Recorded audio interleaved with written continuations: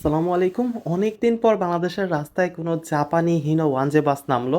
এটা একটা দুঃখের বিষয় যে বাংলাদেশের যেটা জাতীয় বাস ছিল কিংবা যেই বাসে বাংলাদেশের সব কোম্পানি কমফোর্ট ফিল করতো বিজনেস করে এবং সব যাত্রীরা উঠে স্যাটিসফাইড থাকতো, সেই বাসটা এখন আর আমাদের মাঝে নেই। হিনো ওয়ানজের কোনো নতুন অর্ডার বাংলাদেশে আর আসতেছে না। এগুলো যতগুলো বাস আপনারা দেখতেছেন সবগুলোই হচ্ছে প্রি অর্ডারের এরকম আরও অনেক বাস আছে। অনেক কোম্পানি এই বাসটাকে নিতে আগ্রহ প্রকাশ করলেও ওয়ানজে বাস দিতে পারতেছে না, আফতাব কিংবা নাভানা।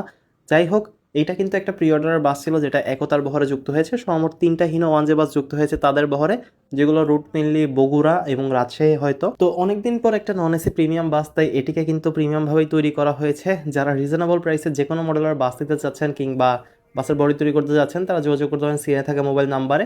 এবং একটা ডিফারেন্ট লাইটিং আপনারা দেখতে পারবেন, কমফোর্টেবল সিটসও আপনারা দেখতে পারবেন এই বাসে। আশা করা যাচ্ছে ওয়ানজে এই বাসটি ঈদের আগেই সার্ভিস দেওয়া শুরু করবে।